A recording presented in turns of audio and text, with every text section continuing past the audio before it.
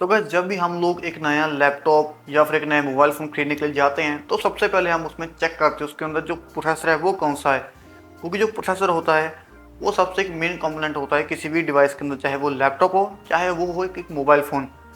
तो जब हम एक मोबाइल फ़ोन खरीदते हैं उस टाइम के ऊपर तो हमें प्रोसेसर का आसानी से पता चल जाता है, क्योंकि भाई मोबाइल फ़ोन के अंदर किसी भी प्रोसेसर को डिफाइन करना बहुत ज़्यादा मुश्किल नहीं होता है, आसान होता है।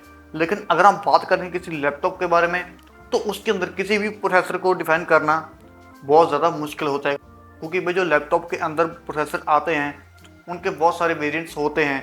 जैसे कि उनके जनरेशन चेक करना पड़ता है, उनकी जो पावर है वो किस लिए बनाए गए हैं उनको चेक करना पड़ता है। तो बहुत सारी चीज़ें हमें देखनी पड़ती हैं जब हम एक नया लैपटॉप खरीदते हैं। तो आज हम इसी के बारे में बात करेंगे कि भाई आप एक अच्छा प्रोसेसर अपने अकॉर्डिंग कैसे चूज़ कर सकते हैं। तो इस वीडियो के अंदर आपको प्रोसेसर के बारे में जानकारी मिलेगी कि प्रोसेसर कितने टाइप के होते हैं, कौन कौन से होते हैं, कौन सी उनकी जनरेशन होती है। तो सारी की सारी इन्फॉर्मेशन आपको इस वीडियो के अंदर मिल जाएगी। तो चलिए लेट्स स्टार्ट द वीडियो। तो हमारी मार्केट के अंदर दो कंपनी के प्रोसेसर आते हैं, एक तो हमारा इंटेल का हो गया, दूसरा हमारा हो गया AMD के राइजन। तो सबसे पहले हम बात करेंगे इंटेल प्रोसेसर के बारे में।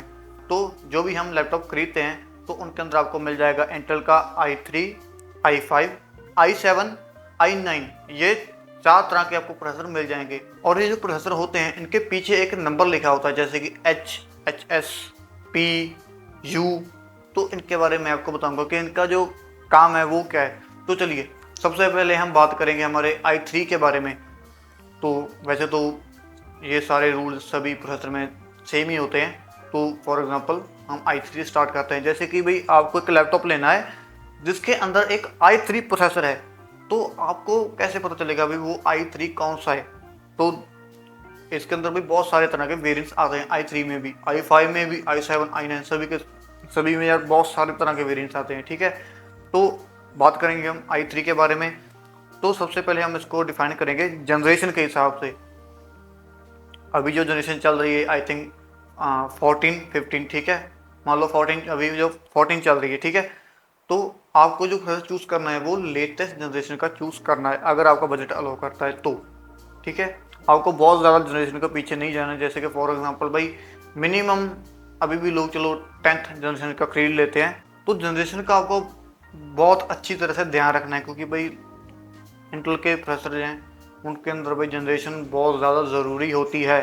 ठीक है, तो जब भी भाई आप कोई भी प्रोसेसर चूज़ करें, i5 हो गया, i7 हो गया, ठीक है, कोई भी हो गया इंटेल का, तो भाई सबसे पहले आपको जनरेशन चेक करनी है, उसकी जनरेशन कौन सी है।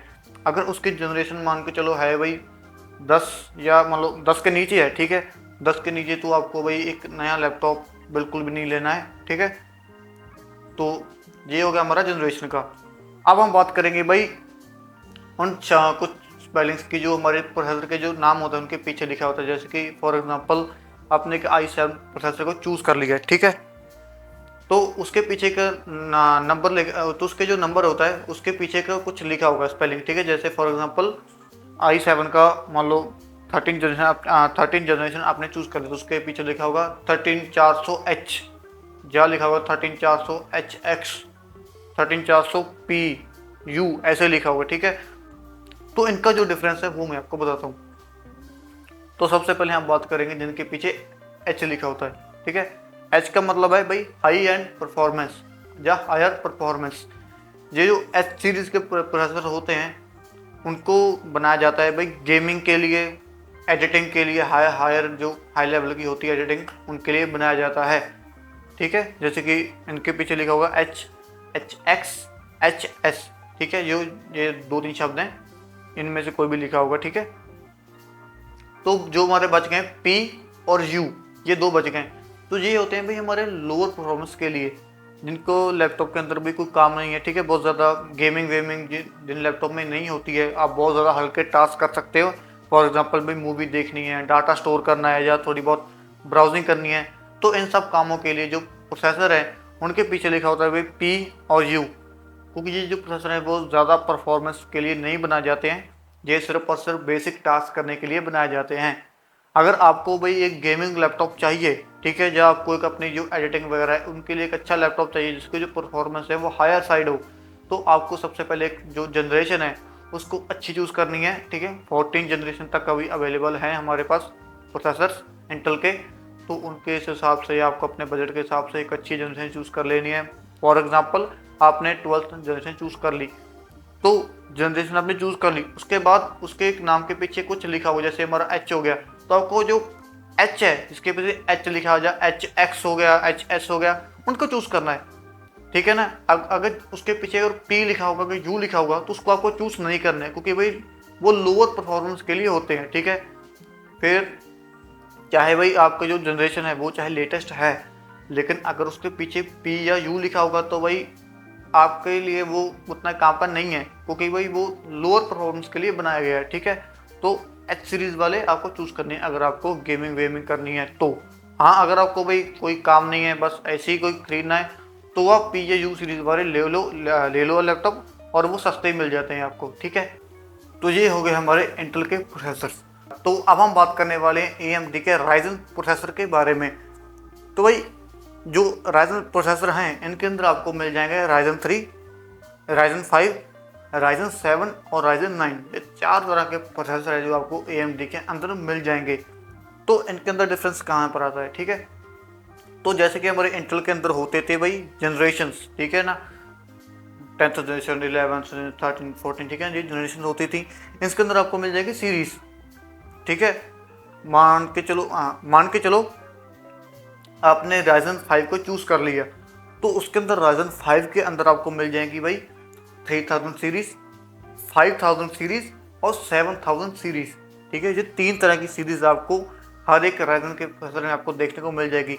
राइजन 7 में भी मिल जाएगी, राइजन 9 में भी, राइजन 3 में भी आपको यही थ्री सीरीज़ आपको देखने को मिल जाएगी, ठीक है।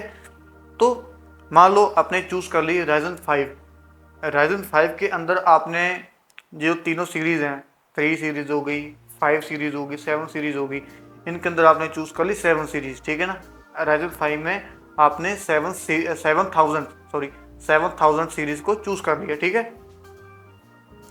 तो उसके बाद आपको फिर से वही चीज़ आपको चूज़ करनी है, ठीक है। जैसे कि हमने इंटेल के बारे में बोला था, एच हो गया, H x, H S, P और यू, ये इसमें और इंटेल में भी सेम ही है, ठीक है। इसमें भाई यही सब चीज़ें हैं, ठीक है ना। पीछे पी लगता है, यू लगता है, एच एक्स हो गया, एच हो गया, इनके पीछे जैसे भी इंटेल के अंदर था वैसे ही इसके पीछे लगता है भाई। हाई परफॉर्मेंस वाले होते हैं उनके पीछे आपको लिखा होगा एच हो गया, एच एक्स हो गया, एच एस हो गया, ये लिखाएगा।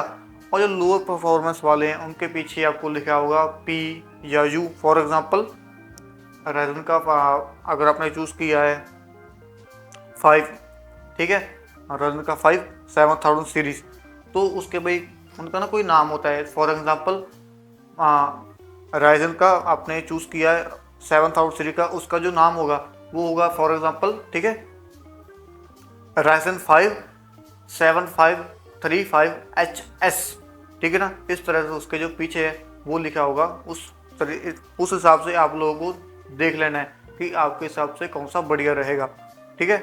तो ये होगा हमारे AMD के प्रोसेसर। इस तरीके आपको AMD के प्रोसेसर है वो चूज़ करने हैं, ठीक है। इंटेल के प्रोसेसर हो गए भाई, आपको जनरेशन वाइज चूज़ करने हैं।